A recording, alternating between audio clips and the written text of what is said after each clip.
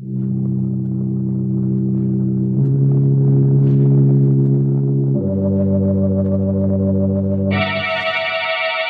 Tea and Lipton Soup present Inner Sanctum Mysteries.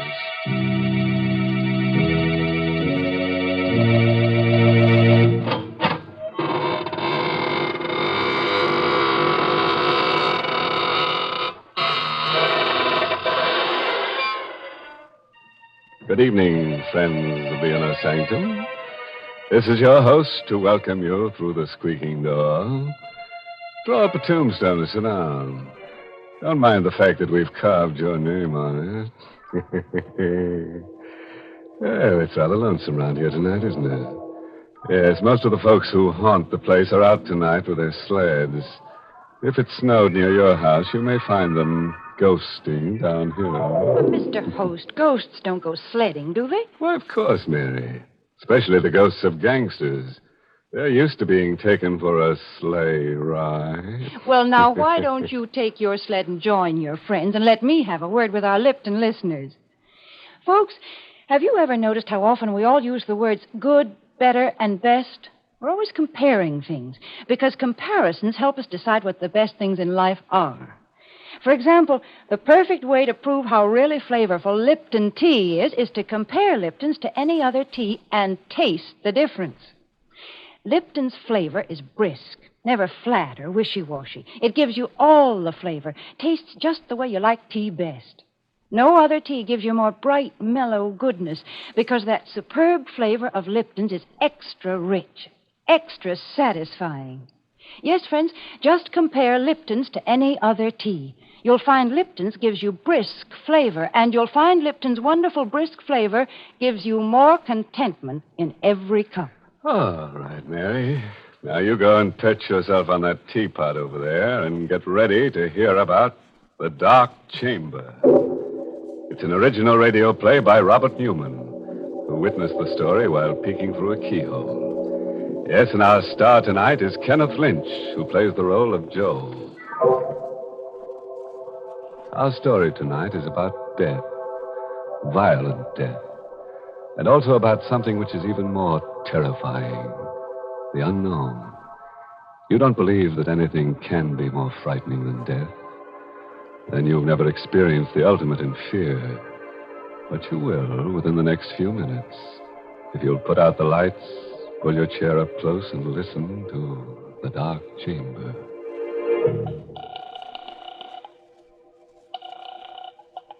Police headquarters, Ryan speaking. Hello, police. Listen, you've got to help me. You've got to. I don't know how you can, but my name is Watson, Joe Watson. I'm a driver for the Acme Sanitary Hand Laundry. Address? Where I am, I don't know. That's part of the trouble. Now, look. Hey, wait, listen. I know it sounds crazy, but it's true. Check the laundry. Check the veterans. I'm an ex-GI. They'll tell you I'm straight. Well, I'm in a room someplace. I don't know where it is or how I got here or what I'm here for. I don't even know how long I've been here. It's a big room, but it's funny. No doors, no windows that I can see. It's just a couple of chairs and a table with this phone on it. I'm scared. What do you expect us to do? Find me. Find out what this is all about and get me out of here. I don't know. Oh, listen, this isn't a gag. Can't you tell? You don't know what it's like just sitting here waiting, not knowing where or why or what's going to happen. Can't you trace this call or something? Well, okay. Hang on. Oh, thank heaven. I was afraid. Listen, I hear something. Someone's coming. I better hang up. I'll call you back later, if I can.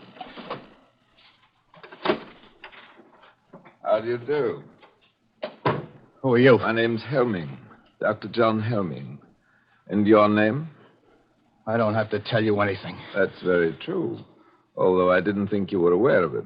I think I already know everything about you that I'm interested in knowing. Like what? Name? Joseph Watson, age 26, occupation, employee of the Acme Laundry, honorably discharged from the Army 6 months ago, with the Bronze Star and the Purple Heart. What the... So you cased me. Went through my pockets, huh? Well, if you know that much, you know I haven't got any dough. Money? I'm not interested in money. Well, what do you want, then? And where is this place? The last thing I remember is making a delivery on Spruce Street, noticing that the lights were out in the hall and hearing a noise behind me. You or somebody slugged me. That's right. Well, will you stop grinning like that and tell me what this is all about? Of course. I brought you here because I need your help in an experiment. An experiment whose details I've already worked out with mice and rabbits and cats and other animals. What kind of an experiment? An experiment in fear. Fear? Yes. You fought in the war. You were wounded. That means you've probably known fear. And still, you won the Bronze Star, which means you overcame it. Now, the question is, can you overcome your present fears? What are you talking about? You're afraid. Nothing has happened to you yet, absolutely nothing, and yet you are afraid, aren't you? You're afraid because you're face to face with the unknown. Because you don't know what I want and what I'm planning to do. Which is as it should be. And that's the way we'll leave it. For the moment. Hey, wait a minute. Come back here. Come back. You can't...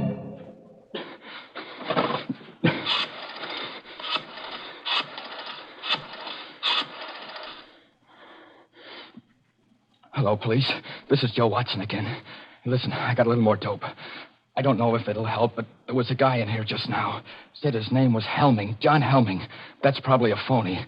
He's about 50, tall, over 6 foot, white hair and gray eyes.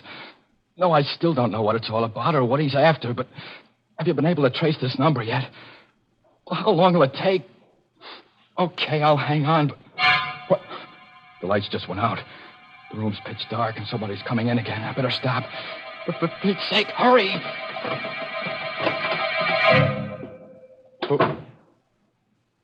Who's that? Who just came in? Who are you? A girl. Keep away from me. Keep away, do you hear? Keep away. What's the angle now? Angle? Why did you bring me here? Wait a minute. You mean he put the snatch on you, too? When I was on my way home, chloroform or something. And the next thing I knew... Why are you pretending? You're in on it, too. You must be. It's a trap. It's a trap, all right. But I'm not in on it. I'm in it, along with you. My name is Watson. Joe Watson. I'm Betty Grant. You swear? I swear. What would I lie about it for? I wonder why he put you in here. Put us together. Who is he? What's he going to do? I don't know. He said something about an experiment. An experiment in fear, but... Hey, listen, we've got to get out of here somehow, some way. He might be listening. Very astute, my dear. Of course I'm listening. What the... Where are you? Right here in the dark. I've been here all the time. Why, you... No, Joe, don't. He must want you to go for him. He's probably got a gun. Right again, my dear. Not that I'll need it. This is stage 2 of the experiment. A new stimulus to action has been introduced. Man against the unknown has become man and woman against the unknown. Look, let's get down to brass tacks. Be sensible about this. Thank you, Joe. That's why I won't need my gun. This new stimulus has been negated by an increased sense of responsibility. Responsibility towards the girl, and therefore by increased fear. Blast you, gun or no gun, if I get my hands on you! Where are you? Where are you? Outside now, so you can relax. That was the final stimulus in this stage. Injured pride. The discovery that I could read your innermost thoughts and knew exactly what you were going to do. But you mustn't let that bother you. I already know everything you're going to do from now on. Till the end. Listen, you! Helming! Helming! He's gone. Joe. I know. Hold on, baby. Don't let it get you. There must be a way, some way. Do you suppose he's still listening? It's hard to say. But I'm going to take a chance. There's one thing he didn't figure on. A telephone. Here? Yes. If I can find it again in the dark. It was over on the... Here it is. I put through 2 calls already to the police. Told them what was happening and asked them to get me out of here. I had to hang up both times before they could trace the call and get this number, but this time... Hello. Hello, operator. What? No, this isn't the operator. You're on a busy wire. It doesn't matter. Thank heaven I got somebody. I've been trying for about 10 minutes now. Look, get off the line, will you? I've got to get through to the police. It's terribly important. But you've got to help me. You've got to. My name's Ben Lazarian. I'm a prisoner someplace. I don't know where. What? It's true. A strange house somewhere. A doctor who says his name is Helming. What? What are you laughing at? Joe, what is it? What is it? I haven't got headquarters. I've got a guy that... I'm sorry, Ben. It's no use. What do you mean? We're in the same boat you are. A girl named Betty Grant and myself. Helming's got us locked up, too. You too? Yeah. He said he knew everything we were thinking, everything we were going to do. I did get through to the police before, but I guess he caught wise. We're talking to each other over an inside line. Then... Yeah. We're through. No. Joe, don't say that. Don't even think it. Look, ask him exactly where he is. Just where are you, Ben? Do you know? It's hard to say. I was out cold when he brought me here. It's a kind of a hall, a passageway. Cement floor, ceiling, stone walls.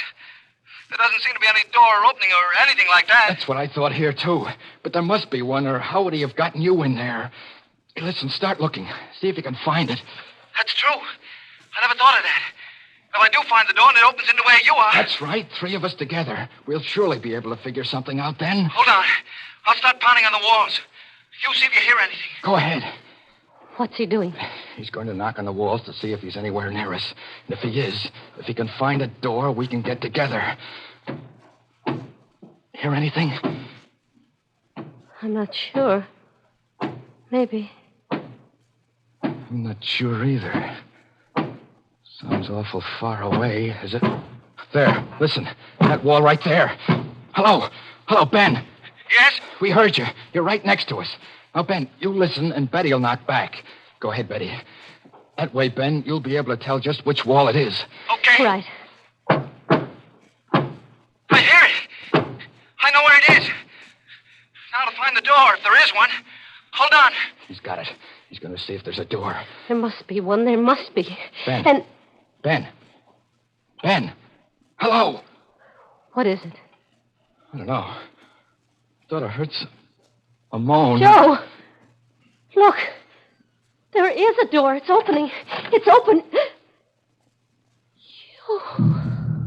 Dr. Helming. Why, yes. Were you expecting someone?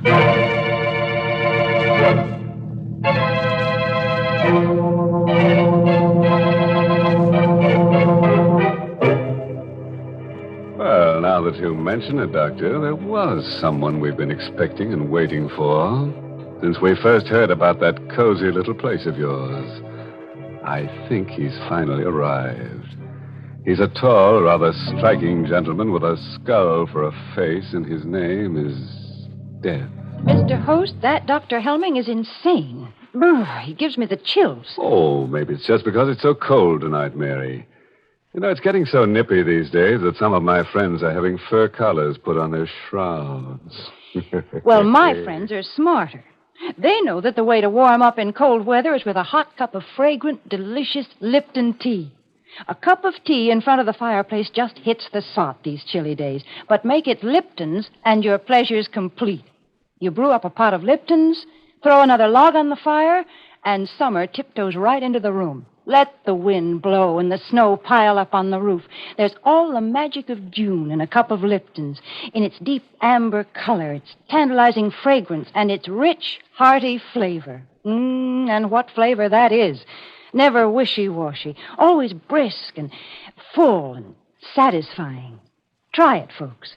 You can let winter do its worst when you've got Lipton's in your cup. That's right, Mary. But I think it's time now for something a little more cold-blooded, such as a cold-blooded murder. We're having a juicy one here tonight. Tale of gore galore, so let's see what's happening in the dark chamber. It's just a moment later now. Standing in the darkness of the strange room, Joe and Betty stare at the tall figure of Dr. Helming, silhouetted against the dim light from outside. I asked you whether you were expecting someone. Then it was just a trick. It was you on the phone all the time. Now, don't you think I'd know his voice? Where is he? Our friend, Mr. Lazare, right outside. What did you do to him? Answer me. What did you do to him? Don't you know? Sure, I know. You killed him. Did you kill him? Quite a state you've gotten yourself into. Why? Is it because you finally tried to do something about your predicament and failed? Or is it because you weren't sure whether I would kill or not, and because you still don't know? You're mad.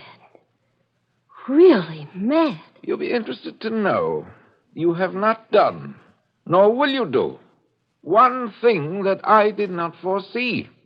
Every move you made, every emotion you felt, was charted, outlined, and... What's that? That, I think, is probably the police. The police? Yes. I know that you're very anxious to talk to them, and I'll see that you get a chance to. Soon.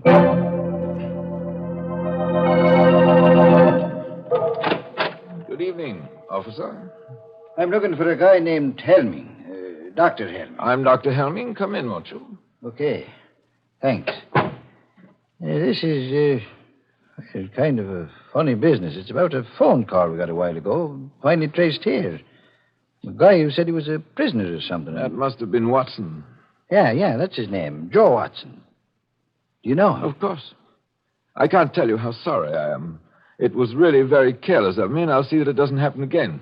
What do you mean? If you did any investigating, which I'm sure you did, then you know that I don't run a sanitarium exactly, but I do take a few patients, mental cases, for treatment. Ah, so that's it.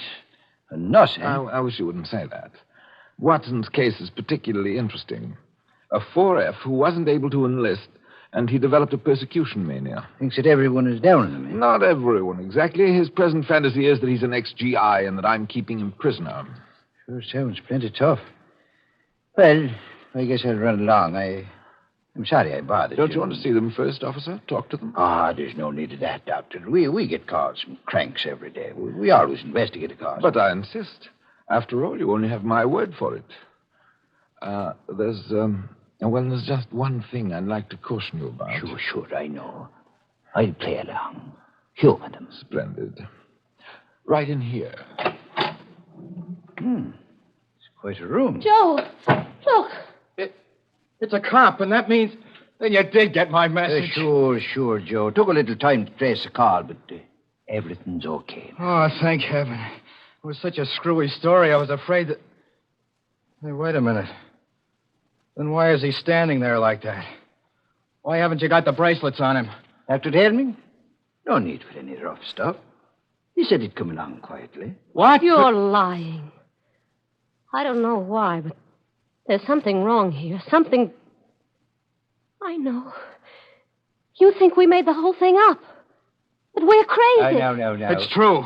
He told you we were, and you believed him. Of course not. Look, I'm... Stop it, will you? Stop saying that. Well, if I could only prove it somehow, show you. I know. Lazari. Joe. Murder. That'll open your eyes. Somewhere in that wall is a door. Make him open it. Show you what's behind it. I think maybe I'd better be going, Doc. But there is a door there, officer. Just a second. I'll open it for you. Here we are. Joe. Body. It's gone. These doctors are always hiding the bodies. It turns up again later. Give us another ring, huh? Maybe I shouldn't have said that. Can I go out this way, Doc? Down to the end of the corridor, then to your right. I'm sorry I gave you all this trouble. Perfectly all right. Thank you for being so understanding. Quite all right. Goodbye. Goodbye, Doc. Well, children? Don't look that way, Joe. Don't. I know what you're thinking, and it's not true. We're not crazy. There was a body there. Of course. You hid it when you went out to let the cop in. And the telephone. You left that here purposely. Wanted me to use it. Get the police here. Obviously. I told you that this was to be an experiment in fear. What I didn't tell you was that, in a sense, I was one of the subjects, too. It was important for me to learn how I would function under pressure. And speaking objectively, I think I did rather well. Don't you? Why? Why are you doing all this? What are you after? There's no reason why I shouldn't tell you. If anyone truly understands the nature of fear, is able accurately to forecast the actions and reactions of an individual, then he can use fear as a weapon. Society will react as the individual reacts. You see, society doesn't want to believe that anything can menace it. Doesn't want to take action to protect itself any more than the individual does. This was something that Hitler and Mussolini understood intuitively. I understand it scientifically. They failed, but I shall succeed. You mean that you... I'm afraid that's all I have time for. As far as you two are concerned, the experiment is finished. Completely finished. I have a few arrangements to take care of, and then, well, make the best of these last few minutes, for they will be your last.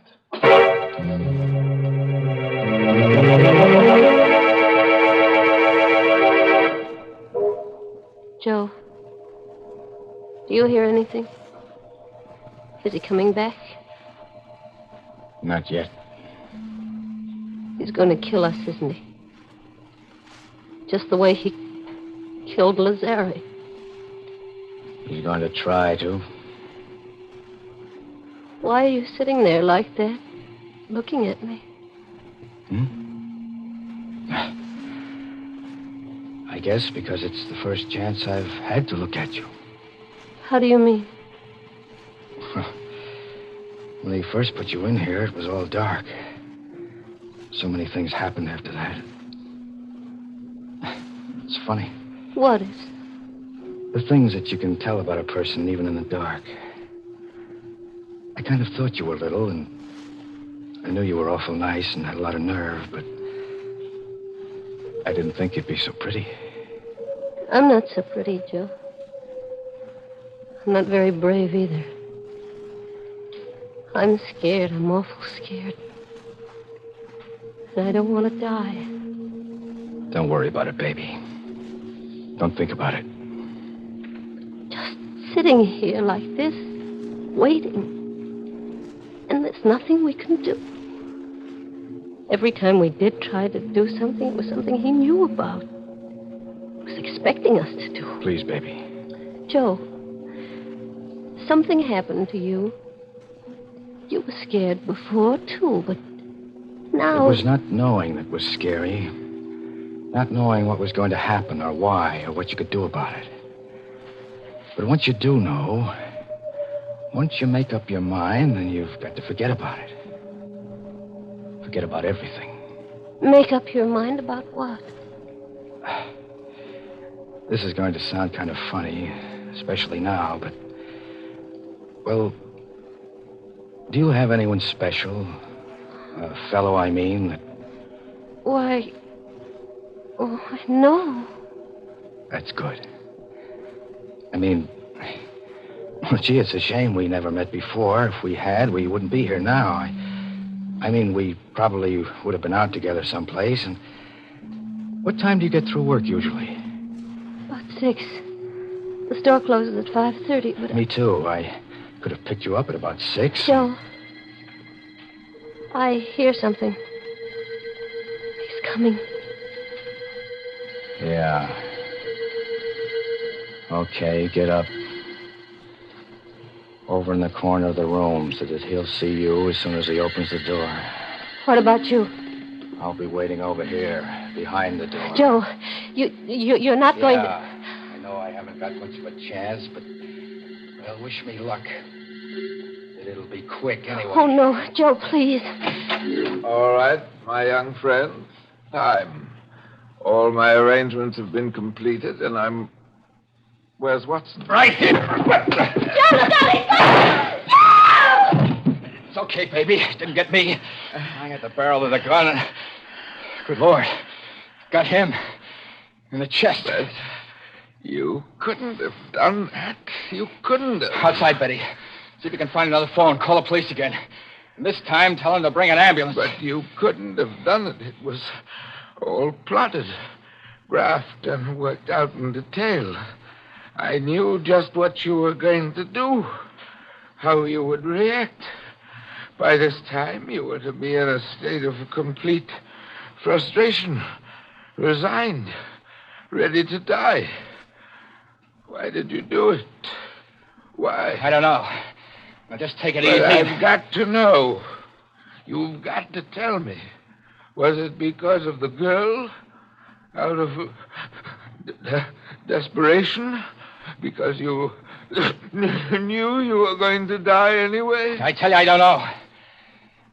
I just know that, well, a guy will take just so much pushing around.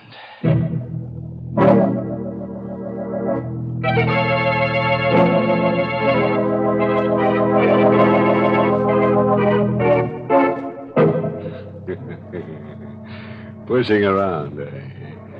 Well, it sounds to me as if one of our characters is going to get a lot of pushing around at the end of a pitchfork and in a very warm climate. Yes, good old Helming's finished. He's got to be if we're to have at least 2 corpses, the inner sanctum minimum. Oh, you think that's a little arbitrary? Not at all. We've got to have at least 2 corpses to play our theme song, When a Body Meets a Body. Theme song? I didn't know we had one. Oh, Mary, we've got lots of them. Didn't you ever hear our skeleton song? I ain't got no body. Mr. Host, let's be serious for a moment, because I want to talk about one of the most serious things in life, our health. For instance, the war may eventually lead to an increase in tuberculosis. And that's why the makers of Lipton tea and Lipton soup have asked me to remind you of the annual sale of Christmas seals. Funds raised by this sale support tuberculosis control programs, X-rays, health education, and medical research. Remember, over 500,000 people in the United States and Canada suffer from this disease. So buy as many Christmas seals as you can. No one is safe from tuberculosis until everyone is safe. And Christmas seals can save lives.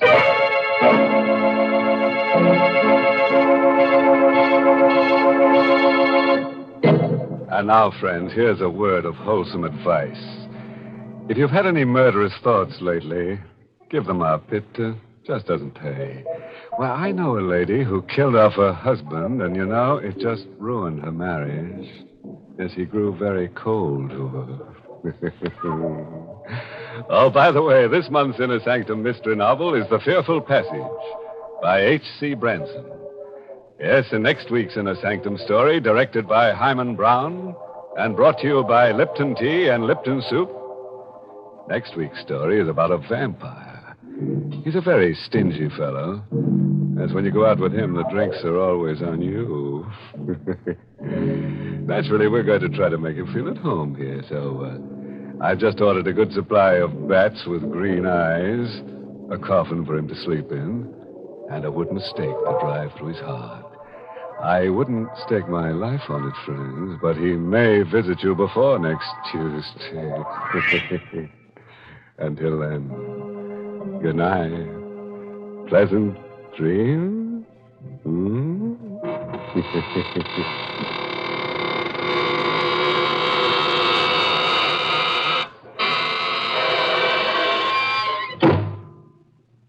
Easy to make and easy to take. That's Lipton's Noodle Soup, the perfect opening dish for your cold weather menus. Lipton's Noodle Soup has that real chickeny flavor your family likes so much, and it has that wonderful fresh cooked homemade goodness. You can prepare Lipton's Noodle Soup in a jiffy, too, and it's oh so kind to your budget, costs less and makes more than canned soups. So don't forget to serve Lipton's Noodle Soup. And don't forget to tune in next Tuesday night for another Inner Sanctum mystery.